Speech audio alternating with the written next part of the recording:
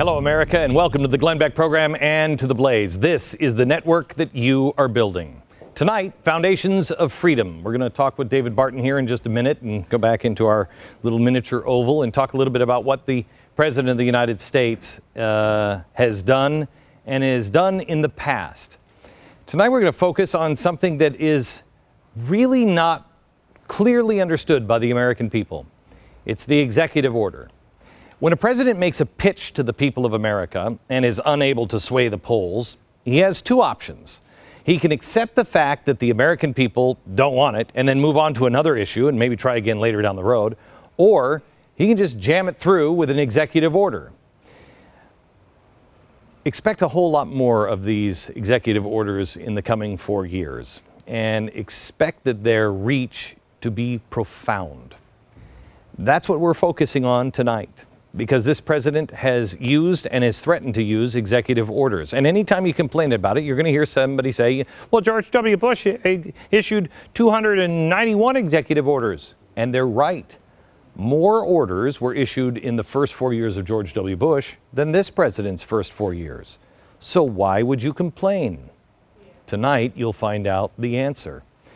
The founders did allow for executive orders, but what were they meant for? It seems a little more Chinese, quite honestly, or a little more European or Italian 1930s than American. But not if you understand the original roots. Tonight, we're going to show you the history of executive orders and how they've been traditionally used, how each president used them, and now how this president is currently using them. In 8 years, George Washington issued a grand total of 8 executive orders. And I have to tell you, when you hear what the first executive order, you'd thank God if this president issued the first executive order that George Washington did. Every successive president issued around 100 or so until, you guessed it, the first progressive president, Teddy Roosevelt. He issued from 100 to 1,081. And then Woodrow Wilson got into it, 1,803. But FDR was the granddaddy of them all. In all, he issued a whopping 3,522 executive orders, and these ones were bad. Some of FDR's remain the most controversial orders of any president in history, including confiscating all gold, and the executive order to start rounding up the Japanese in World War II, put them in internment camps. Yeah, nobody voted for that. The president just did it. No president, number-wise, has even come close since. And Obama isn't exactly churning out orders like FDR or Wilson. But it's not the number of executive orders that matter. It's the reach. It's how you use them. It's why you use them. Obama holds them as his ace in the hole because the American people don't agree with him on virtually every big issue. For example, support for more gun control. It decreases with each passing day. So they have to use emotion over logic, like they did today. You put Gabby Gifford's husband up as an expert on gun control laws. He's not. This is all about sympathy, emotion over reason. Same with amnesty. 62% of Americans want to see illegal immigration into the United States stopped. Only 37% support pathways to citizenships for the 11 million illegals living in the shadows. That's right, only 37%. You wouldn't know that watching the mainstream media, would you? But it doesn't matter. Whatever fallout from the abuse of power used to pass amnesty would be negated by the gain in new loyal voters. And if Congress doesn't pass it, believe me, this president will sign it in through executive order. How about climate change? Climate change was pretty popular back in 2008. 80% of Americans believed global warming was real. However, in just 4 years, that number has now dropped to 60%. And if the mainstream media did their job, it'd be lower than that. Only 2% of the American people feel that it's the most important issue facing the country. Now that's kind of low. Only 2% think that it's important. I mean, remember, it's going to flood the earth and destroy all of us. And almost everything we do in our life is reacting as this is one of the most critical things facing us. More than 70% of Americans oppose cap and trade policies or any policies that would rely on tax increases on electricity or gas to change individual behavior. So once again, you have to resort to emotion over reason. I want to show you a couple of clips here. Here's the Center for American Progress and daughter of Hugh Hefner. What a surprise you went there. Explaining how global warming is to blame for, of all things, the increase in shootings in Chicago. Watch. Well, to answer the question about is it higher, yes. Last year, we hit a record number of murders from guns, and this year we're already outpacing last year's numbers. Now, there are contributing factors that are not under anybody's control and may seem odd, but it is factually true. One of them is actually the weather. There is a dramatic increase in gun violence when it is warmer, and we are having this climate change effect that is driving that. Climate change. It's warmer. That's what everybody's saying in England. And the mayor of London recently sat down at his office and he was watching it snow. And he decided to write a letter to the editor. He says, quote, "I observed that something appears to be up with our winter weather. And to call it warming is obviously to strain the language. I see from the BBC website that there are scientists who say global warming is indeed the cause of the cold and snowy winters we seem to be having. I merely observe that there are at least some other reputable scientists who say this is complete tosh, or at least that there is no evidence to support it. But in the end, it doesn't matter, quite honestly. It doesn't matter how many people come around. If the president can't get the support, the president will use executive orders. I expect that now that this president has more latitude, as he told his good friend Vlad the Impaler Putin, it's going to get worse in the second term. Even Hillary Clinton alluded to this power grab last night on Fox. Watch. You know, I've been around long enough, so it's not what somebody says, it's what they do. And some of what he's done we have approved of and supported, and some of what he's done, like abrogating a lot of power unto himself personally, reinstating emergency law provisions that had been a hallmark of the Mubarak regime, are very troubling. Okay, yeah, that is very troubling. Now, we could have edited that, which we did on the radio show, and people fell for it. But I'm not Martin Bashir or MSNBC, so we'll tell you the truth. She's actually talking about Mohamed Morsi in Egypt. But is there any difference? And the craziest thing is the president isn't breaking any laws or any rules. So now you have to ask yourself the all-important golden question, one word, why? Why does the Constitution give this kind of authority through executive orders so the president, if he chooses, could be more of a third world dictator than the leader of the free world? Why? Tonight, the history and the power of executive orders.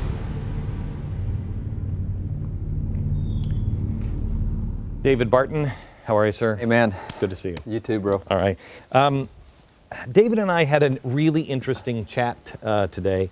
David is the founder and president of Wall Builders. And we had an interesting chat, and I had some basic questions about executive orders because I have not been able to figure out, how they have not been used by almost every president, and we've become a dictator, why they're even there, what was their thinking on this? Their thinking on it is really a presidential tool to fulfill two clauses of the Constitution. There's two parts of the Constitution we point to for executive orders. So let me take you to those two parts first. The first one you see is real simple. It just says the President of the United States shall have the executive office. It's a simple quote. And so as the executive office, you should say, what's the purpose of the president? He's to execute the laws. So an executive order used correctly is to help execute the laws. Now, the part that's more specific in Article 2 says that he shall faithfully execute the laws of the land. And when you look at that part and look at what it says, you're going, okay, got it, that's what the president does. Here's the way an executive order is supposed to work. Executive order, I mean, you've got scores of people that work here at Blaze. you're the executive of this place. You're going to make sure it operates right within the law. You will send out a memo to all Blaze employees, say, all right, guys, here's the way it's going to be in this administration under me. That's an executive order, and you have all the authority you want to do that within the purview of your administration. Okay, but wait, let's just take this out. Let's use a company. If I am Apple and the shareholders, which would be the voters in this case, decide that for some crazy reason, we're gonna make apples in multi colors, and we're gonna make them really thick and chunky, and they're gonna be kind of ugly. And they get together and they vote and they say that's what we're going to do, and we've hired this guy Steve Jobs to execute that, and he says great, not a problem. But then through his executive orders, he says we're going to make them thin, streamlined, and beautiful. You wouldn't get away with that. And see, this is what I'm going to show you a quote in a minute from a founding father at the Constitutional Convention when they're writing the Constitution that hits the essence of what you just had. It depends on the character of Steve Jobs as to how that this gets implemented, because you have an intent for it, and the constitutional intent is pretty clear. As the constitutional intent was pretty clear for the General Welfare Clause and the Commerce Clause and the Necessary and Proper Clause. They're real specific, but if you get a president in office, particularly progressives or others, they're going to read it the way they want to read it. And if there is not a check and balance to stop them, you're going to have trouble. So what you have is all right, if you start writing memos, not only for Blaze, but for all the employees at NBC and ABC and CBS, now we got trouble. Not that they're going to follow you anyway, but you have no authority to be doing what you're doing. Okay, so let's go, because I want to go there, and I think if you go into what President Obama is doing, you will see where he crosses, because that's the real problem here. He's crossing into places where he has absolutely no authority. Yeah, and it is a problem. When you look at, for example, what he did with Fast and Furious, an executive order says, do not release any of our information on Fast and Furious to Congress. Whoa, time out. You're supposed to execute and uphold the law. Congress got a congressional investigation going. We've lost lives over this. It is a violation of the law the way this was done. We want to see your documents. He says, executive order, release nothing to Congress. Don't let them see a thing that's going on. Another executive order, and this is an executive order. This is before, about the same time as Obamacare. He said, there will be no protection for the rights of religious conscience. Now, how you can, by executive order, set aside an inalienable right is pretty amazing. Same kind of thing that you have with the 23 executive orders on the Second Amendment. Yeah, I know it's a God-given right of self-defense, but we're going to move this stuff out of the way. So he has lower amounts of executive orders, but they go after more fundamental things. They go after your right of religious conscience. They go after the right of life. They go after the right of self-defense. And if he doesn't use it, and by the way, you don't have to limit it to executive orders. You can have executive proclamations. You can have executive directives. There's all sorts of... What's the difference? Very little. One's called, you'll love this. The 23... I have a feeling I won't. The 23, let's see if I can find, okay.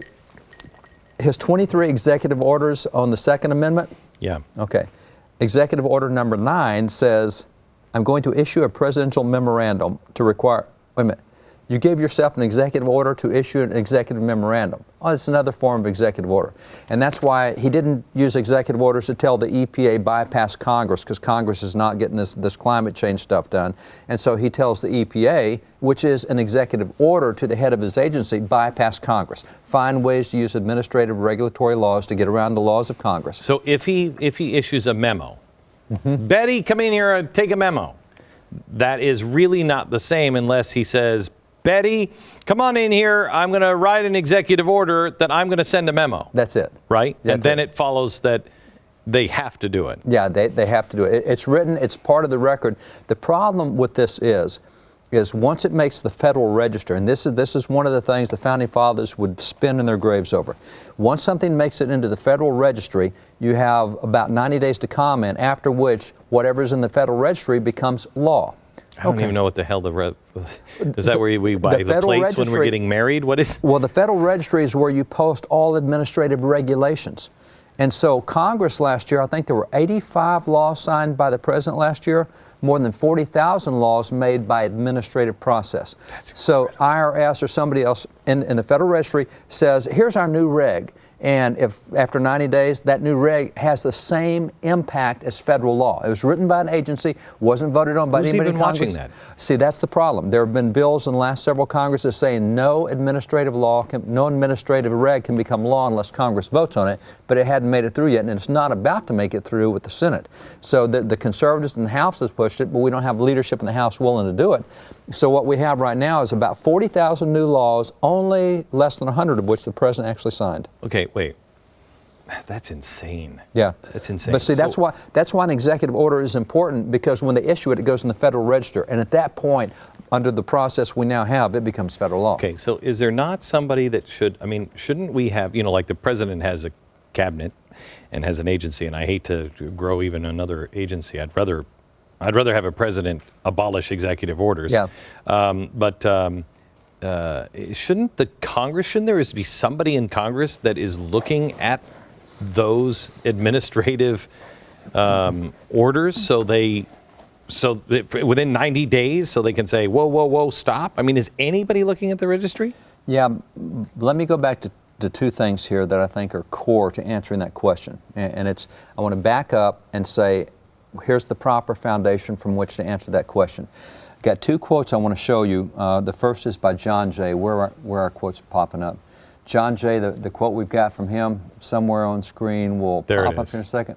There it is. Where are you looking? I'm looking at the screen. Can you put it up on the big screen so he can see it, please? There it is. He says, every member of the state ought diligently to read and study the Constitution of his country.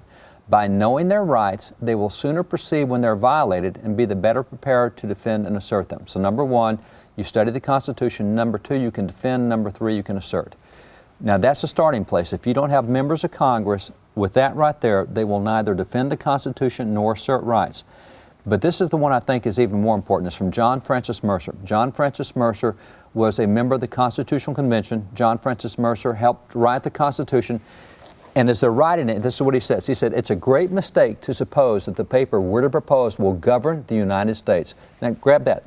Right in the Constitution, he says, if you think the Constitution governs America, he says, you're nuts. He said, it's the men that will bring into the government and the interest they have in maintaining the Constitution that will govern them. The paper only marks out the mode and the form, but men are the substance and men must do the business. Well, this is what's happening. That's it. This is what's been happening for 100 years. That's why an executive order under George Washington is fine. That's why an executive order under Barack Obama is not fine. Well, for the last 100 years, I can give you plenty of executive orders from Nixon. Yeah. You can get both sides of them, but the idea that the Constitution, this is why I think, David, did you see the deal on CBS on Sunday where they had the constitutional scholar say we should abandon the Constitution? Exactly right. Okay. Because he's a constitutional law professor. He teaches kids this. That's right. And the reason why he can get away with that is, and people can say that the Constitution is irrelevant, is because it really kind of is. We're not really following anything in the Constitution now anymore. The people in Congress just do what they want. Well, and the people in the White House, they're somewhat, but David, we haven't really watched this. I'm going to back up further than that, because the people in Congress aren't doing it, the people in the White House aren't doing it, but I'm going to back up further and point out that on election night, we pointed out on election night, the number one Google term that day is who's running for president. So that was the number one search term. Back up from that, of the people who voted, 70% of the people who voted did not know the Constitution was the supreme law of the land. Of that group... I'm sorry. Of the people who voted, of the people who took the time to vote, 70% did not know the Constitution was the supreme law of the land. Now I'm going to go a step further. 62% of voters could not name the three branches of government, and 65% of voters did not know the purpose of the judicial branch. Now, they're the people who voted our leaders in the office. So if we don't do that John Jay thing of study the Constitution, defend and assert it, we'll never get leaders who reflect any of that, because it comes back to us. I don't know about you, but I'm extraordinarily depressed. I hear this from David and I'm like, we don't have a chance.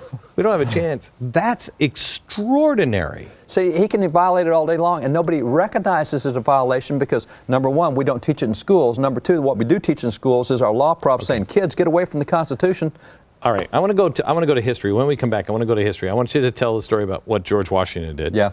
Because the first executive order is fantastic. And show me the difference between, like George Bush, he did more. Show me the difference between the two and historically the arc of executive orders. Back in just a minute.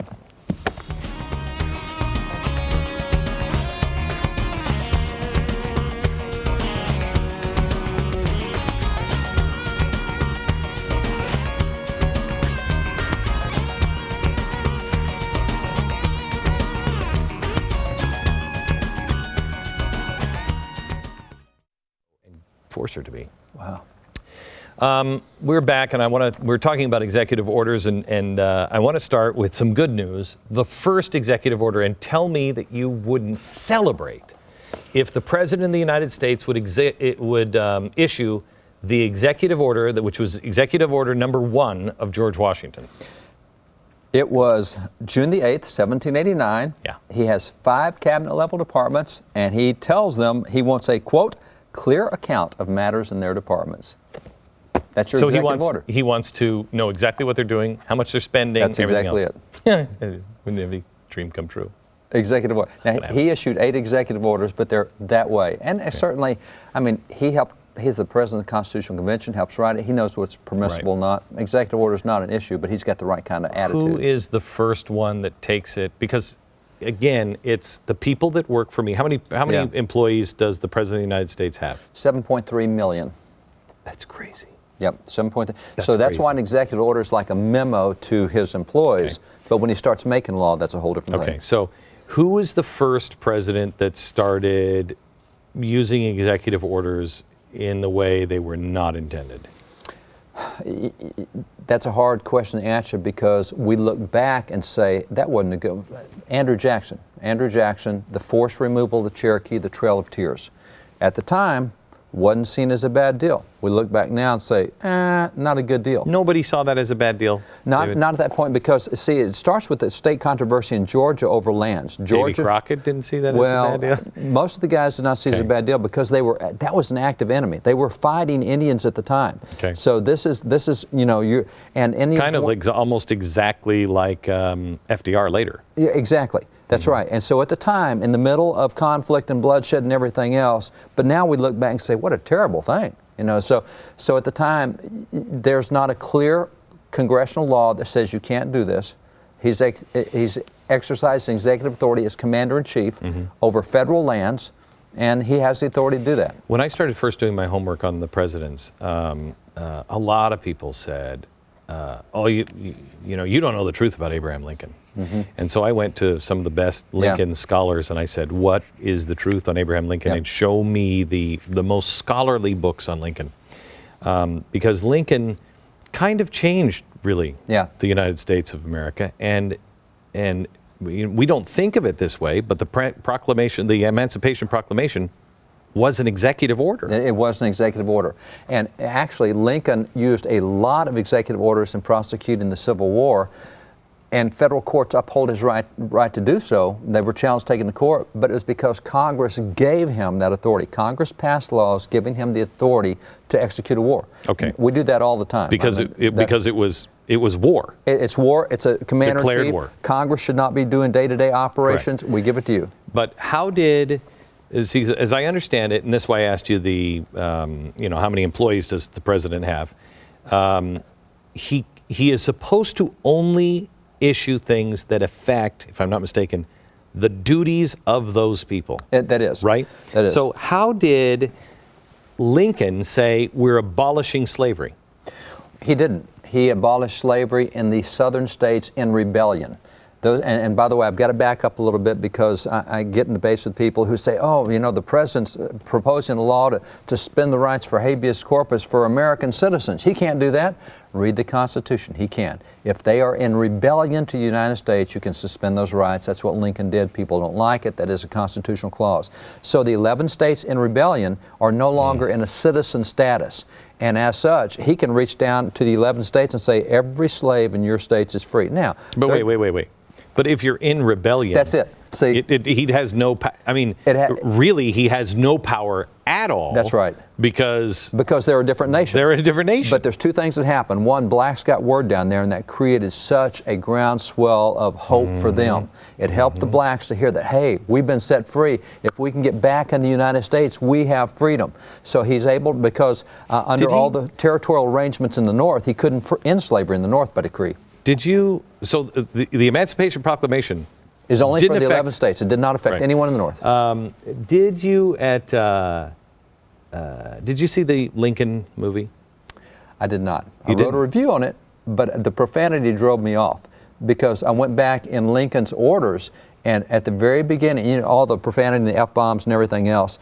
And so Lincoln, at the very beginning, heard profanity with his troops and issued an order that was to be read once a week, that if you get caught with profanity, here's the penalty you'll have. And so Lincoln is absolutely, and so that really disturbed me. Maybe I'll just sit next to you sometime and I'll just go cuckoo every time that you're going to say something, because it's a remarkable movie, and I wonder, I'd love to talk to somebody like you to see how much of it is real, because he was very, in this movie at least, very conniving. He worked the system. I mean, he was very Barack Obama. He worked the system every way he possibly could. Yeah. And that's a problem that was also in the movie, because when you look back to the passage of the 13th Amendment, it wasn't the wheeling, dealing kind of backroom deals and smoke-filled. It didn't happen that way. You had and great proof that it didn't happen is the vote that happened on passage. It wasn't like a close vote that I've got to get some extra votes and I got to wheel and deal. It was slam dunk, big time. I mean, it was an 80% vote going through Congress. So it's not like I was having to do backroom deals to get support. It went through Congress. Holy cow, David! And you look, all right, you look at Congress today. When they pack everybody in for the State of the Union, you get 1,000, 1,500 people in there. They had between 5,000 and 10,000 people in the chambers when they voted on the 13th Amendment. It was packed because people were so passionate. I have to tell you, I wish now I had unseen that movie. I wish I could unsee it. I sat next to a woman who had her probably 8-year-old son. They were both African American, and he just kind of watched it like a movie, eating popcorn. She wept the whole time. Yeah. And as I'm watching this movie and I see what it took now to hear that, because it was great to sit there and see people fight, white people fight for the right for African Americans to be free, and to see that it wasn't that fight. It was a lot more on the other side to free the slave. Is remarkable. Yeah, you had an element that didn't want freed, but I think there were 200 members in Congress at the time, and I think there were like 140 votes in favor of the 13th Amendment. So you're really looking at a 70% margin. Wow. It was not a wheeling, dealing situation. Okay, we'll pick up the conversation in just a second.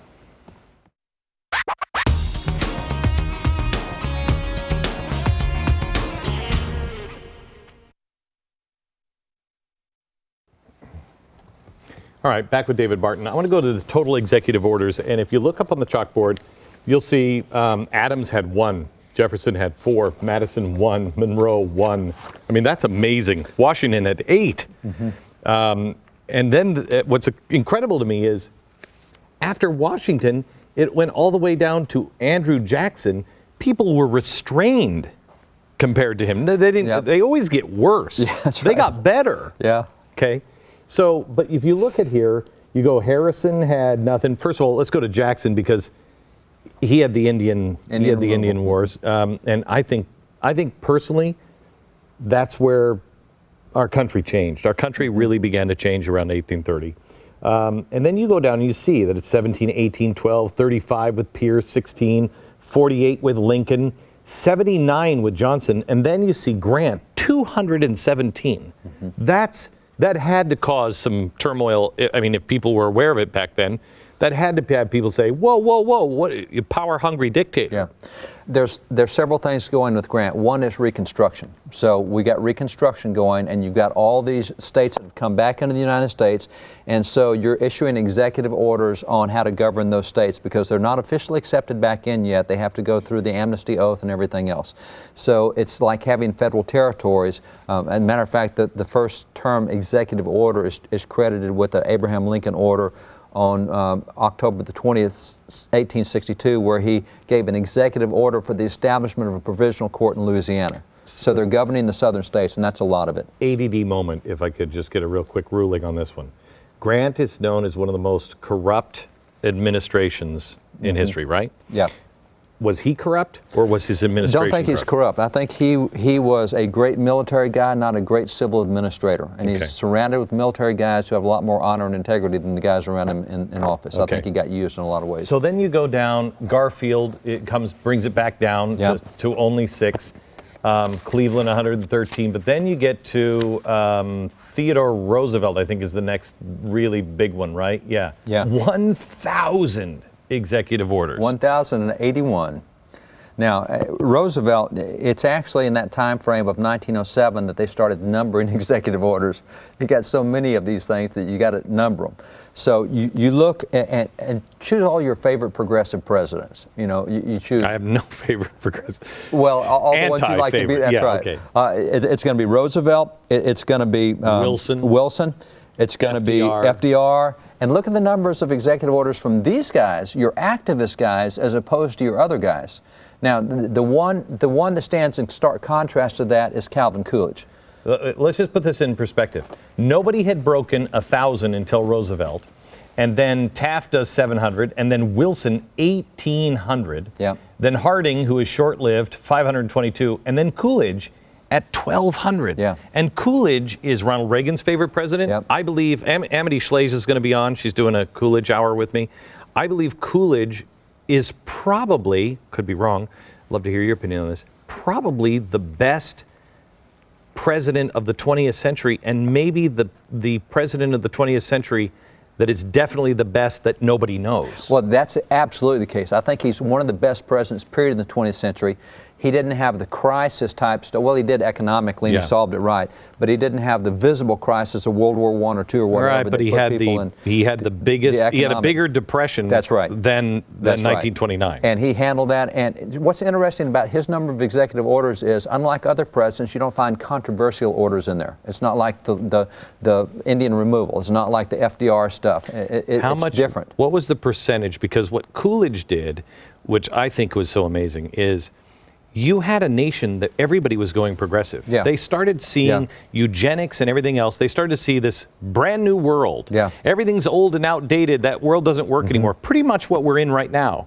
That brand new world. And so they started saying redistribution of wealth, all these Marxist things. Right. Because they didn't have the death associated to them as we know now. That's right. And so it was easier to latch onto these things.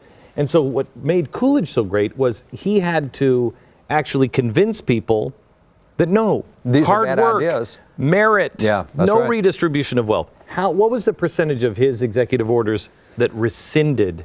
I don't know the exact percentage, but it was a high number. You take Teddy Roosevelt, who came in and took all sorts of private lands to make national parks, national monuments, national forests. Those were not voted? Oh, no. That was executive order stuff.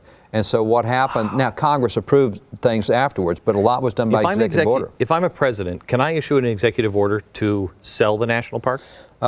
Yes, because you have the Department of the Interior now. Very, very likely Congress is going to get involved. But see, this is where President Clinton issued the American, what was it? Rivers. No, not the rivers. That was before. In 2001, the land conservation, anyway, it took and federalized land in 38 states and made 60 million acres under executive order. 60 million acres in 38 states. So, yeah, taking land. So what Coolidge did was he gave a whole bunch of that land back that Teddy had taken for federal government. He said, no, this is private land. This is not federal government. So all of that, what are they doing it for? Wild horse land or whatever it is? Remember when Obama first got in and he took all of that land? So the next president can just say, no, all that land goes back to the states. Can reverse that, yeah. All right, so... and by the way, there's a lot of examples where presidents do reverse previous executive orders. You know, just take the simple one with abortion, Mexico City policy. In '84, Ronald Reagan said, we're not going to use State Department funds to help fund abortions overseas. What was the biggest overturn of any executive order, either by the following president or Congress? Probably one that a president overturned himself is Bill Clinton. Bill Clinton issued an executive order that rescinded the executive order of both Bush 41 and Reagan that said we're going to observe the 10th Amendment. We in the federal government are not going to take state functions, and you will look at the 10th Amendment when you do policy. Clinton rescinded that order, said don't look at the 10th Amendment, just do policy. And he got such pushback even from Democrat governors and Democrat states that about a year later he rescinded his own executive order, said, oh, let's put the 10th Amendment back in the Constitution. So there you have a president. How can a president say we're not going to? Well, I guess this one is. We're back to John Francis Mercer. It's the interest they have in maintaining the Constitution that will govern us. It's not the Constitution that governs us. It's the people we put in office and whether they uphold the Constitution. And so he has no respect for it, so he's going to run over it. He doesn't like the 10th Amendment. And nobody in Congress, as long as Congress doesn't push back, he can just keep taking and taking and taking, which makes them, in the end, completely irrelevant. Which makes us irrelevant, too, as people. Hypothetical situation. Could a president say, you know what, in peacetime, I don't have to listen anymore to Congress. I'm going to keep them. They'll keep their jobs and everything else, but I'm just going to make them completely irrelevant. Could he, in theory, do that? I thought that's what he's doing. Yeah, well, I know, but I mean, actually spell it out. And if Congress didn't say anything because they kept their jobs and everything else, and they were a nice decoration, which they are quickly becoming, and the American people didn't say anything, could he make himself? Could he just declare himself dictator if nobody pushed back? There are, in the Federalist Papers, Alexander Hamilton has a great phrase. He says that the Constitution has given each branch what he called constitutional arms of self-defense. If you refuse to pick up an arm of self-defense and use it, you're going to get run over by your enemy. That's when I say you have a right, but you also have a responsibility. That's exactly to defend right. yourself. And so theoretically, they could do that. Now, I will point out that in the case of Harry Truman, he used an executive order to seize all steel plants in the United States. Korean War, he seized. Hang on just a second. Right. Let's go right there when we come back.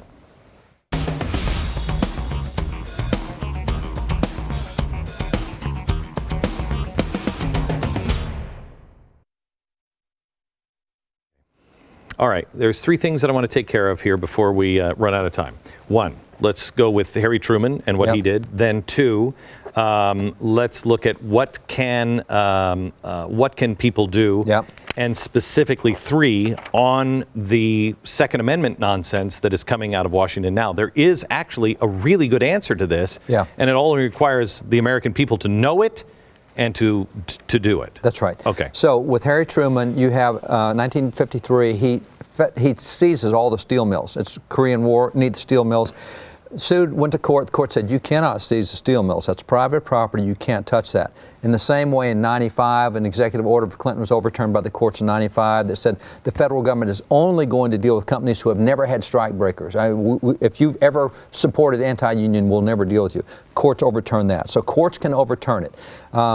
You also have the option. While the court lasts. While the court lasts. You know, and it's interesting. I have been really pleased in the last couple of years. We're getting better constitutional decisions out of the court than I've seen in a long time, including the recent recess appointment stuff where they actually got original. Yeah, that was amazing. That was amazing. That was most people phenomenal. Don't even pay attention to that. And we'll cover that in a different one because that's a big one. So that's the kind of stuff that you can nail it with the courts. You can nail it with Congress pushing back. I mean, that's an easy way to go after it. The 23 points that he made in his executive order on gun control, some of those things don't require any money, but anything that requires a dime, and some of these I highlighted 4 or 5. Hang on just a second. When it comes to like Harry Truman and he does, the steel mill, that is so outrageous. But you notice what happened with the 23 executive orders. When you heard it first, I'm going to issue 23 executive orders, everybody said, oh my gosh, this is going to be horrible. And then he read them. And everybody read them and everybody was like, there's nothing bad in them. What's the deal there? Right. But just like the death panels, he could argue there are no death panels in the health care bill. He was right. They were in the stimulus bill. That's right. This guy puts things together. So when you read one of those 23 executive orders, one of them says the CDC has to do studies on what group shouldn't be in. Another one says the John Holdren, but the DOJ Eric Holder. Eric Holder he has to decide, he has to make sure we're not putting the hands of the wrong people. Then another executive order is your doctor has to talk to you now about guns if he's concerned about mental health, right? So you put all these together, you have a study, you have doctors who have to do that, and Holder can enforce it. Yeah. So it's three different things. So he puts them together in pieces. He does. But you say that let's take those three examples. You can stop those. You can. How? You stop them through the House of Representatives. Article 1, Section 8, no penny can be spent except by the House of Representatives. Senate does not control funding. House does. So the House simply says, oh, look, this one says you're going to mail notification to all the doctors. We're not going to fund any federal funds to mail notification. You can't do it. You can't notify doctors. This one says you're going to pay for a study. No, we're not going to provide funds. So what they do is they go through and remove funds to do any of this stuff. Okay, but wait a minute. We haven't had a budget in how many? 3 years? Well, we have had a budget. We haven't had a Senate budget. The House, interestingly enough, the House has actually gotten spending back to the levels of George Bush, which is not great, but it's come back simply because they have adhered to a House budget. So they've imposed a House budget, they've done the agreements, and they've done the continuing resolutions. The Senate has not submitted a budget.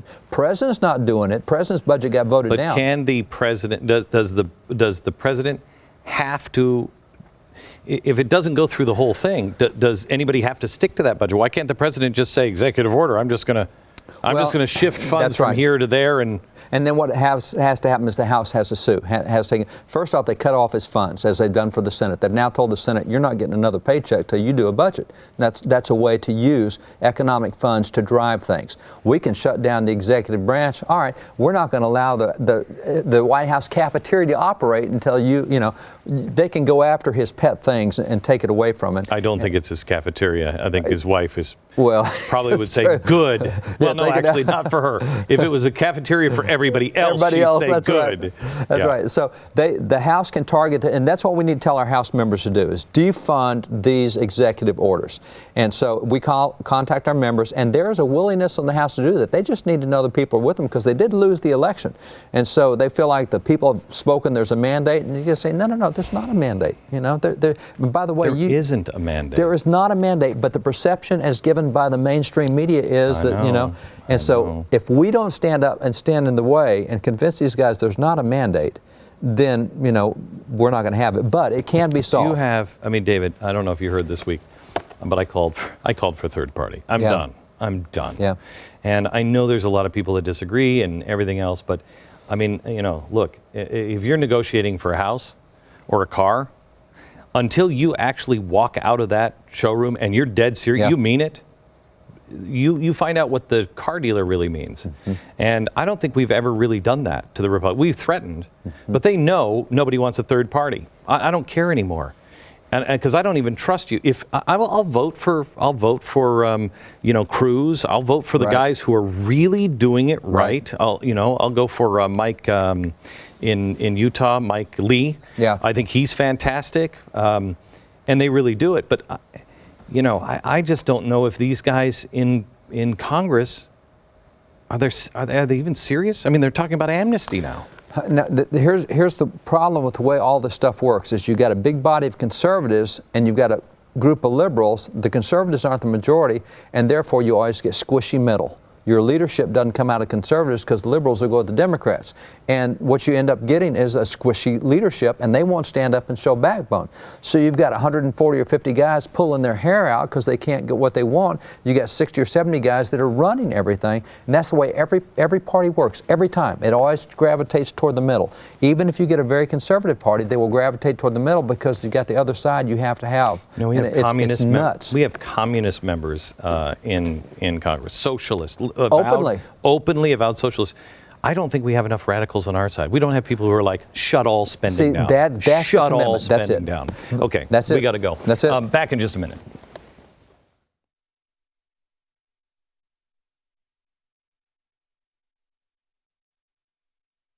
Please support David and his efforts at wallbuilders.com. Go to wallbuilders.com and support him and the incredible people and the incredible work that they're doing.